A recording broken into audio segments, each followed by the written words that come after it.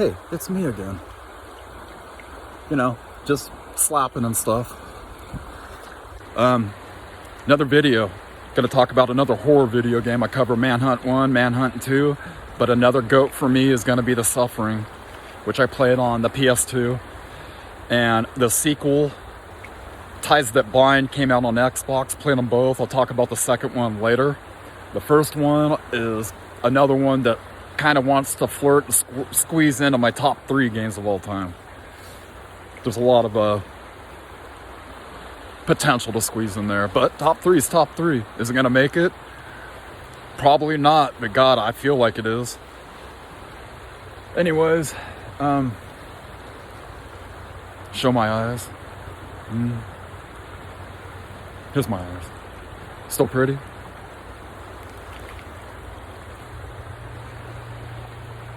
The Suffering. Man, in an era where cinema sucks because apparently there's no more ideas. Yeah, for like Bob Iger and Kathleen Kennedy and the rest of you soulless, manipulative cunts that destroys the golden goose egg and replaces it with shit. Yeah, you guys don't have any ideas, but you know, people like me who do have ideas that are creative, we think up stuff like The Suffering.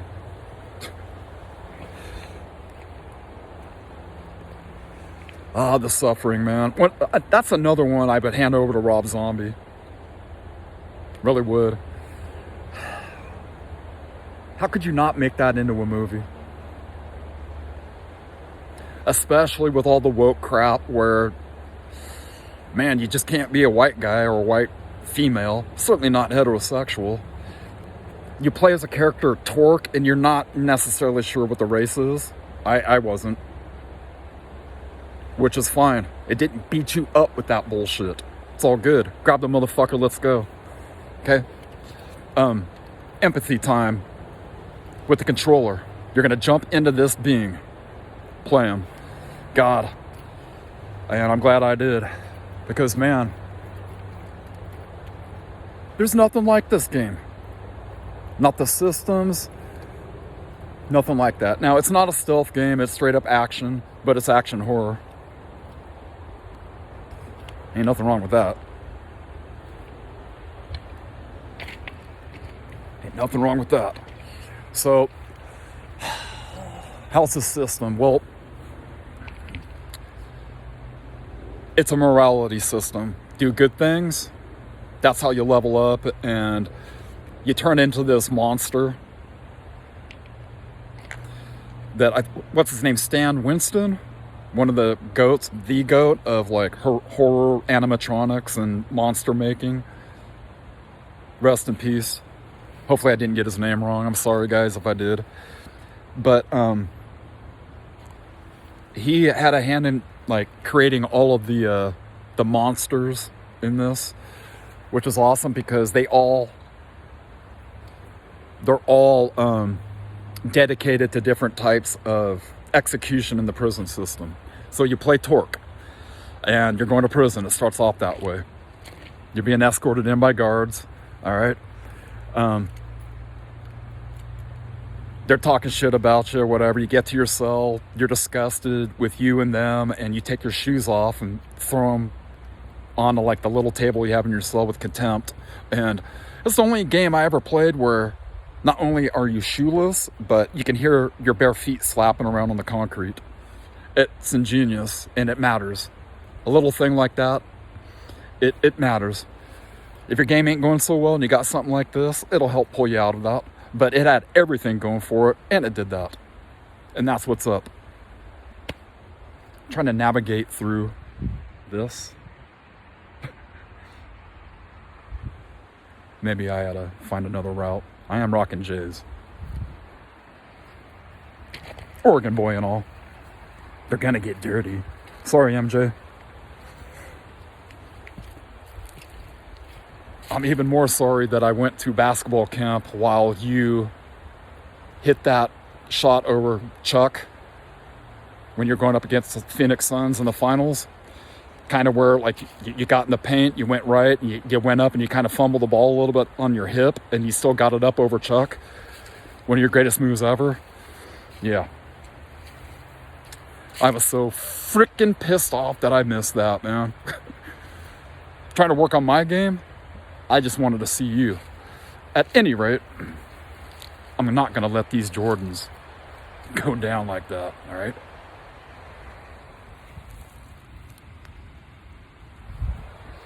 They're not flights or anything.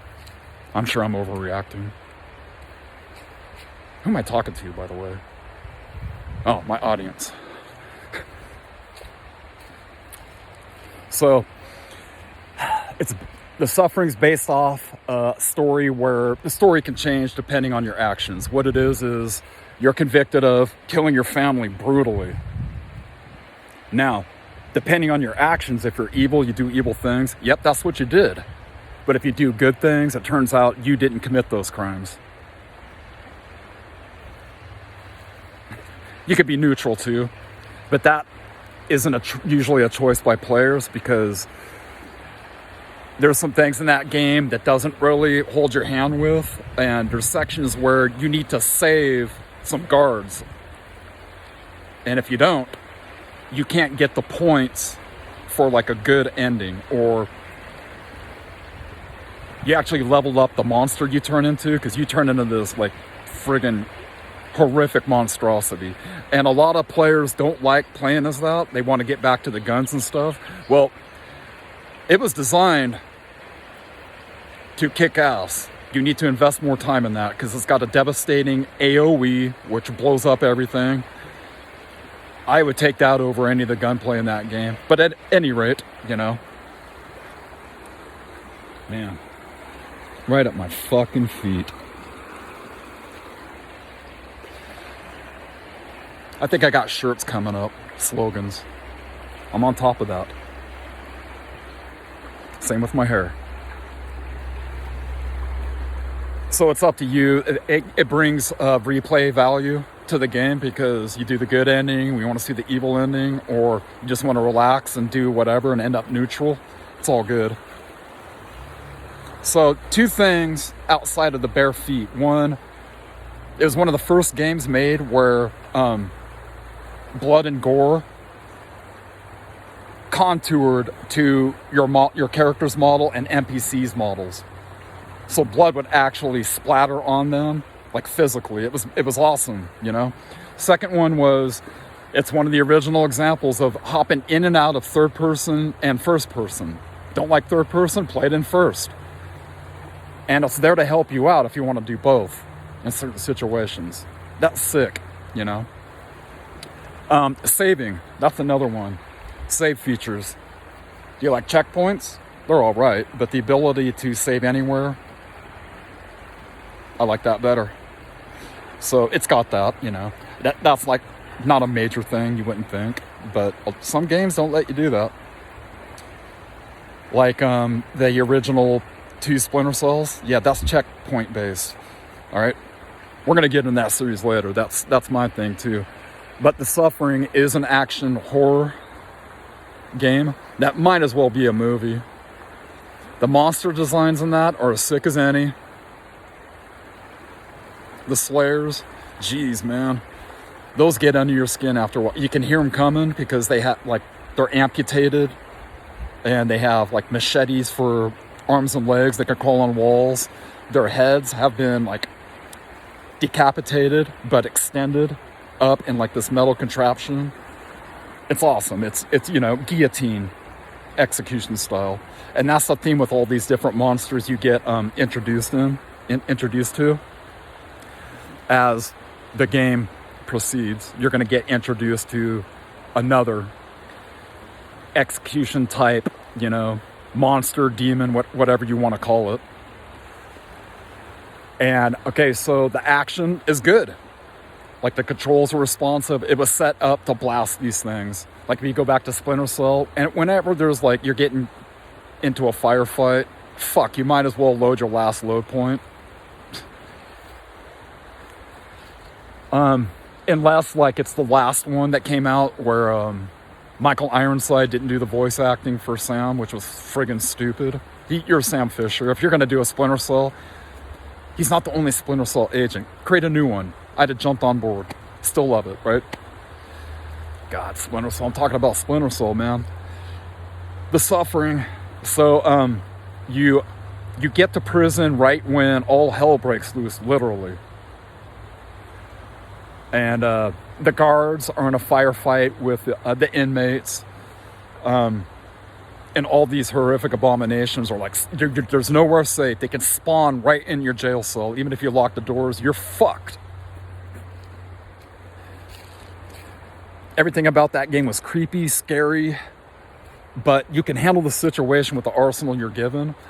And what's the arsenal? Well, it's not up to date, modern arsenal. It's back in the days when that prison you're in was originally constructed, I guess. So you got like a Tommy gun. Don't expect like an AR. You got like Molotov cocktails and stuff like. You get your hands on TNT. You can handle everything in that game, but you got to be smart too, because you can kill yourself with explosives. So yeah, the morality system is dope. That's on point. Helping out people, NPCs, or killing them, that's up to you. The voice acting is once again phenomenal. These characters, like, you care about them, if they're good or evil or whatever. Sergey in the insane asylum coming up.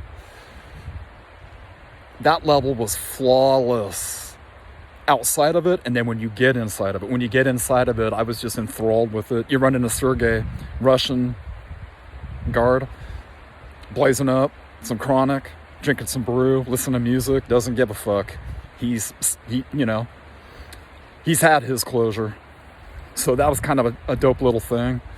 Just talking to him, you could chill in there, and he's got a bunch of dialogue. They paid a lot of attention to that, a lot of detail given to their NPCs in there. It's a small game, you can beat it quick, but it's got replay value, genuine replay value. You want to go back and explore more of this, even though it's hardcore horror. Turns off a lot of people. Can't have that. What the hell's wrong with you wanting to watch that? Well, I'm not going to get into that argument. Not here, anyways. We can do that later.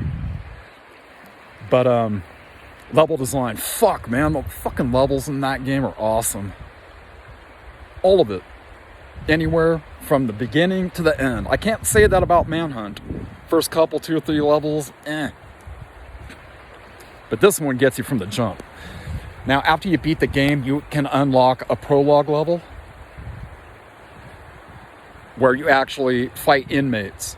And the reason they did that is you can get a jump on the morality system the next time around. Want to be evil right off the get-go? Get your monster where you want it when you transform. It's going to let you do that. That's kind of what they were doing there. Or you save the guards and you're a good guy. So you're fighting your way out of the prison. You get out. You end up fighting your way back in. And the whole time you're being visited by the ghosts of your family that you allegedly killed. Or not. Your wife, your kids. And you can redeem yourself in their eyes. That's crazy writing. What a game, man. And you see like the limitations, especially on PS2. I'm not sure if they ported that over to Xbox or not, which I'm sure was probably a little bit better. But I played Ties That Bind, the sequel, on Xbox, and that's, like I said, another story. That game's awesome too. It's kind of like Manhunt too, where it didn't do anything wrong. It did everything better, but it's always going to be in the shadow of its predecessor. Which, I mean, both of those games, deservedly so, because they didn't quite get over the hump the first ones did. So yeah, throughout that entire journey, you're picking up friends and allies, and if you don't want them at all, you can obliterate them right off the get-go. Kind of like the Doom series, or at least Doom 3, which is another one I'm going to get to. Doom 3. Fuck you, Doom fans that hate that one. That's the only dope one. It's not the pixelated crap that came before it. It's not the, the heavy metal music. in the other ones, which destroys anything scary. You're OP, blah, blah, blah. Now, it's arguable that you're OP in the Suffering. But your enemies, like the AI, is well programmed, and I'm not buying that. They can get you. And you never really get overwhelmed with hordes. But you need to understand the design of those characters. Now, throughout the game, you're gonna unlock, there's a couple like books you unlock. One is the monsters in the game, and the other is the locations. And there's an NPC called Consuela. She's friggin' awesome, and you actually run into her in the second one too and help her out with that. I love how they brought her back over that. At any rate, who is she? Well, she's the wife of one of the guards that walked you into that prison to begin with, and you're going to align yourself with him later on. And if you do good by him, he warms up to you a little bit, and you get him back to Consuela. So there's 2 books that will catalog all the monsters and all the locations, and it's all voice acted. I think the locations are voice acted by Consuela, and the monsters are voice acted by another guy, an NPC you help out. And if I'm not mistaken, the voice sounds a lot like, God, I was just playing Borderlands the other day, Borderlands 3. Hammerlock, is that the same voice actor? Google's my only hope. Or you guys can comment in the comment section and light me up there. But what a fantastic game. Level design, characters, voice acting, morale system, unlockables. Got a great boss fight at the end because you have to go up against the monster that you can spawn into and take that out. But then you have to turn into the monster to take out the evil regular Torque. Hella cool. The only gripe is, and it's not really a gripe with me, but I see it and I kind of agree, is the game's short. You can get through it. Even on hard,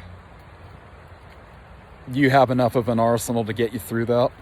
It's really like, they didn't want to make it like too hard or whatever. It's more of like, you're just immersed in this movie, right? And it's an action horror movie. And I'll never forget that game. Nah.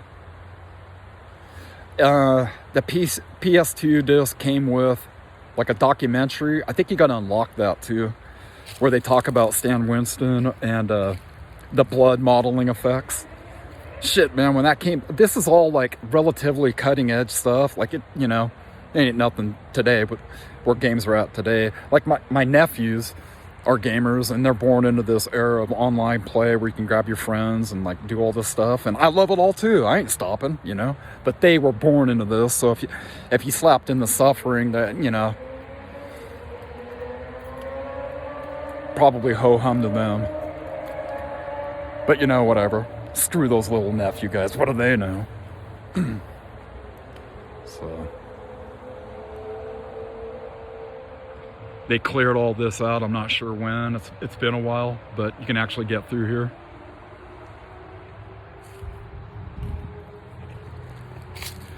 Here is still Riverfront Park, State in Oregon. Well, the game, I guess, did good enough to make a sequel, and that's not necessarily a given. I guess from the era I grew up where I was collecting games and playing them, I would have to put the Suffering right on the same level as Manhunt. Yeah, I just said that. And it's, one's action, one's stealth with a little bit of action mechanics in it. Like you get guns, and that's good. Like I actually like the gunplay in that. A lot of people don't. But the Suffering is just pure action. Lock and load. Wipe these guys out, and kind of like the Doom series, except you have awesome NPCs and conversations, and also you can actually interact with security cameras, TV monitors, and boy, they packed in good stuff there. There's one where you tap on it, and you're looking through the security camera, and like this evil ghost entity is creeping up behind you, and it's freaking you out, so you back out of it, and he's not there. is loaded with like little awesome things like that. And there's boss fights in here where you're going up against these wretched souls. One dies by the electric chair. You actually, no matter what you do, you gain his support. He actually helps you out a little bit. There's another one that died by gas chamber. He ain't your friend at all. And that's an awesome boss fight at the bottom of a lighthouse. That was hella cool once you figure it out, because he's gaseous and you have to trap him. And once you figure that out and you trap him in this furnace and you successfully get him in there, God, that feels so good and satisfying. So man, I just don't have anything negative to say about the game. Even if it was short, that's still not a thing for me, because the replay value is like so much there, and every time you're enthralled from start to finish. So that's another one that's like definitely top 5 for me. But it's like, you know, trying to get us way in a 3, and I just don't know, you know, top 3, top 4, whatever. I just don't know if it can. But if you love horror movies, anything horror novels, whatever, you're probably gonna like this. The prison theme might not be for everybody, and it is hardcore and brutal. You're dealing with like how his family died is brutal. Like one of the kids gets drowned in a tub. The other either gets thrown out a window or he throws himself out the window because of what you did to his little brother and his mom, which, you know, you hit her over the head with something, she's dead too. But it isn't, depending on your actions, you may or may not have done that. What an incredible game. But like, how are you going to get your hands on that franchise, spend money on it, and make money on it? I mean, it's not already like a well-known franchise with a golden goose egg for Disney to get their hands on and then turn it to shit, you know? But it does have a cult following, and once again, Rob Zombie, man, you got to do Manhunt and The Suffering. Those were tailor-made for you. When I heard you were doing the Halloween remake, I'm like, nope, that's not for you. Do Jason Voorhees. Shit, you can still do that. While I'm talking to you guys about Zombie and his Halloween remake, I gotta say something about the sequel he did to that. I fucking love that one. That is a goddamn masterpiece. And, you know, I don't care about the Myers in that either. Just everything in that is kind of standalone flick. For all of you that talk shit about that, I implore you, I'm begging you, go back and watch that. It's what's up. Okay? So, Rob, try out The Suffering, Manhunt, James Earl Cash, Torque. Quit fucking around, man. You were born for these. So, yeah. Beautiful, gorgeous day here in Oregon. We're gonna pay for it tomorrow with lightning strike stuff. That's always fun.